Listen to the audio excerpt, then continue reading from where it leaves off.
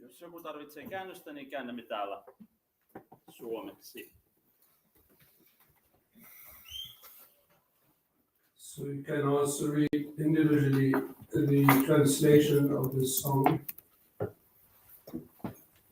It is written in the mood of feeling separation from the spiritual master in the previous Vaibhava charges.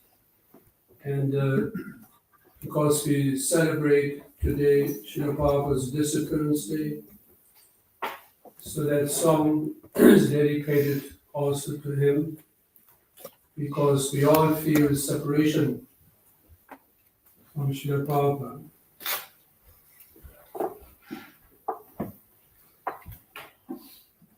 So I would like to say a few words about Srila Prabhupada.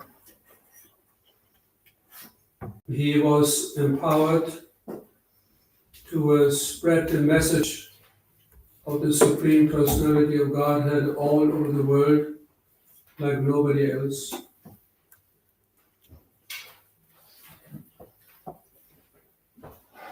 In such a way that people could understand the message and even come to the point of practicing it. This was Srila Prabhupada's specific empowerment.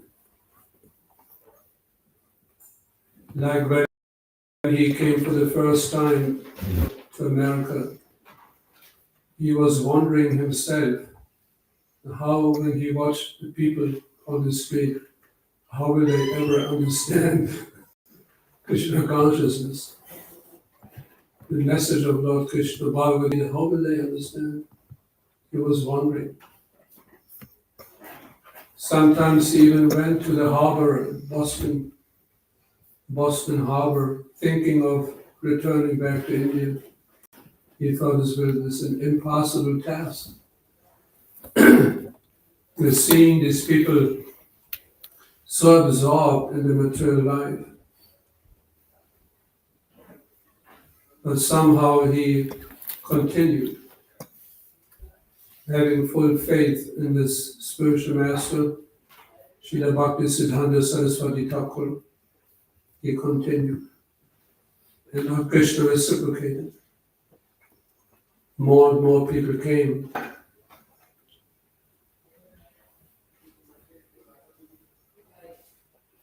Srila Prabhupada had a special mood of explaining Krishna consciousness to all walks of life. He talked to simple people, he talked to educated people, scientists, politicians, religionists. He was so expert in explaining Krishna consciousness in such a way that everybody, despite of whatever background they had, he could explain in such a way that they could begin to understand.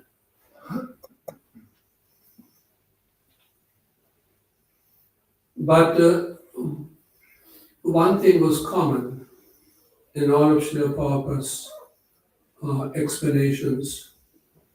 One thing was common. He did not compromise. He did not compromise the practice of Krishna consciousness, and he did not compromise the philosophy of Krishna consciousness. One time he said, we present things as presented by Krishna, and that is the test of our bona fide position and our bona fide presentation. He had no interest in flattering his audience by compromising the philosophy and practice of Krishna consciousness. He himself said once that he could have had, right from the beginning, thousands of followers and later millions of followers. But then he mentioned that we are not interested in so many stars in the sky. We are interested in moons. He was not after the class. He was not after the mass. He was after this. Srila Prabhupada, I quote, we do not bluff our students that he has or she has the liberty to do all sorts of nonsense and at the same time advance in spiritual understanding. And because we are a little bit strict in this matter, we have not a very large number of followers. Neither do we want any large number of followers. And then he made a statement, we want the moon at night. He never catered his preaching to the mundane expectations of his audience. In this way, he always displayed loyalty to his own spiritual master and the loyalty to the previous acharyas. And because Srila Prabhupada spread Krishna consciousness without compromise, he exposed corrupt so-called leaders of society,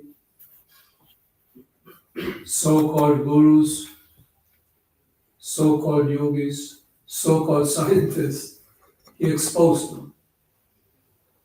He delivered Krishna consciousness as it is for the maximum benefit of everyone. Just like a physician, a doctor. He prescribes and he gives the medicine as it is. He's not diluting it to make some more profit. At least they're not supposed to do that. For the maximum benefit, you give the medicine as it is. I quote Srila Prabhupada, so if this Mayavadi sannyasi does not speak, then he can fool everyone. But if you force him to speak, he will expose himself. Therefore he is silent. Even he remains silent, we shall speak very loudly and expose these bogus people. Let our philosophy be challenged by anyone, and we shall all defeat them. I want that you distribute our books very widely, as many as possible. Then people will get the right information. We show people by the results. So many centers we have, happy devotees. Did you hear this? Happy devotees. Happy devotees. So many projects. People will see the difference. There's one famous proverb: one who knows does not speak. One who speaks does not know. Sounds very esoteric, very deep. But our philosophy is one who knows, he speaks. And unfortunately, those who do not know, they also speak. The devotees of Krishna are not silent. There's Mauna Vrata. And some yogis in India, they practice Mauna Vrata, no speaking.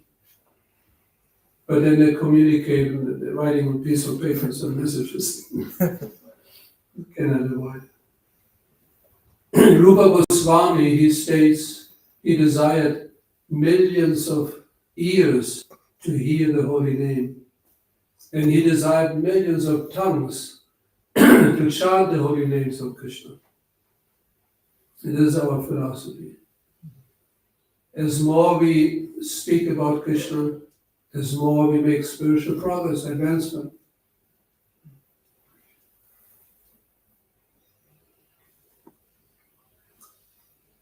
Srila Prabhupada had to deal with revolutionary youngsters in the 60s.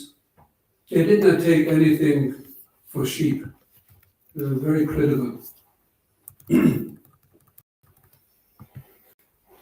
So Srila Prabhupada, he gave what they were searching for. Something bona fide, handed down through the disciplic succession, untouched. And the example is given of a mango. The mango has to be handed down very carefully from the top of the tree to the next person, till it reaches the ground, unbroken. This is called Guru Parampara. A true Guru, a bona fide Guru, he must come in a disciplic succession, unbroken succession of Gurus, disciples, all the way back to Krishna. And Srila Prabhupada, he came in that disciplic succession. He had a great sense of also. He was both grave, very grave, but also very jolly at the same time. Great sense of humor. I remember in one public program, Srila Prabhupada talked about Guru, that he knows Krishna, then he mentioned he sees Krishna. then one of these hippies at that time, he had a black coat with a large silver stars, long beard, long hair, and he challenged Prabhupada. So you claim that you can see Krishna, you can see God? The Prabhupada looked at him, and he said, yes, but you're in between. Because behind him there was an altar with Krishna. Yes, I can see it, but you're in between. So he had a sense of humor. Then Prabhupada, he said, we can talk with anyone. Marx, Darwin, all professors, all politicians, we can challenge. Our philosophy is so perfect. Our movement is authorized. Our books are based on the statements of the most exalted devotees.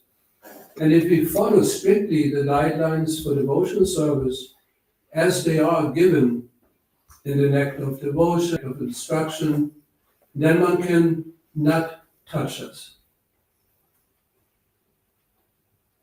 Yeah. So often young devotees, if they accept the Guru in Krishna consciousness in our society, they sometimes want to know from the Guru, what is your specific mission? We only have one mission, that is Srila Prabhupada's mission, and we are all servants of that mission. Srila Prabhupada already explained what's the purpose of Krishna consciousness. He outlined the purposes of Krishna consciousness. Everything was given by Srila Prabhupada. Srila Prabhupada made the relationship between him and others very clear. He knew what he expected from others. Others, they knew what they expected from Srila Prabhupada. The relationship was very, very clear. This is why everyone felt so comfortable in the association of Srila Prabhupada. No false expectations. So if we also try to follow Srila Prabhupada's mood of uncompromising, practicing and spreading Krishna consciousness, then we will certainly be also successful in our own humble attempts. The most important for us is the leadership of the Srila Prabhupada's books. That's the basis of our practice of Krishna consciousness. Srila Prabhupada's teachings, his commentaries, his thousands of classes he delivered, thousands of letters he wrote, everything is there. Any question can be answered just by studying carefully Srila Prabhupada's teachings. So I have a slideshow to show to all of you. Slideshow of Srila Prabhupada with some quotations from Srila Prabhupada. So I would like to show it now. Hare Krishna. Or maybe there might be some questions or some comments. Yeah. You said how Srila Prabhupada never compromised, but sometimes, unfortunately, there are claims that Srila Prabhupada used something as like a preaching strategy instead of like taking it as a face value what he says. They say it is something like a compromise or preaching strategy. How to like counteract this claim? In this last stage, Srila Prabhupada mentioned that don't change anything. Whatever I have given you, don't change. We can expand, but we should not change. Expanding, we can always expand further and further. But we cannot change what Prabhupada has given us. We must maintain it, but we can expand it. Any other questions? Yeah. A little bit of a follow-up. I'm sometimes wondering, like she mentioned that spoken about preaching strategies and the ways that Prabhupada spoke on certain topics. Sometimes there's misunderstandings, obviously, and things are relative to the subject, the person's place, circumstance, etc. But then there are things like I heard you mentioning unbroken disciplic succession. And for this instance, this reminded me of the fact that, well, it isn't an unbroken in a sense that it isn't a Diksha Parampara. It's a Shiksha Parampara, right? It's a Diksha Parampara also. But if it's a Diksha Parampara, then there's gaps in between where like they've chosen gurus who had the spirit of the teaching, but weren't the initiating guru, like Bipin Bihari Goswami was but he isn't part of the parampara. So if it was a Diksha Parampara, like for instance this topic, so we can easily misunderstand. So what's my question? I don't know, like maybe it was just a follow-up of a doubt of sorts like that. So and the comment is also a comment. Yeah. So how do we make you made a good comment. But if you read Srila Bhakti Thakur's autobiography, which I did, he was so much emphasizing the Diksha Guru. He was searching for a Diksha Guru, not searching, because a bona fide Guru, he knows the importance of Diksha. Shiksha is generally or always should be followed by Diksha. That's a natural consequence of receiving Shiksha, and Diksha should follow. It's a formal process of accepting Guru. You can accept his teachings too hard, but then it should be formalized, and that's Diksha. So in that autobiography of Srila Bhakti Thakur, he was so many times, he said, I was desperately searching for Diksha Guru, Diksha Guru. So some Diksha Gurus at that time, according to place, circumstances, they might not be that qualified. Therefore, Shikshas, in that sense, Shiksha is more important. But Diksha should also be there, and he was searching for Diksha. Yeah. Any other thoughts? Good, then we can just show the slideshow.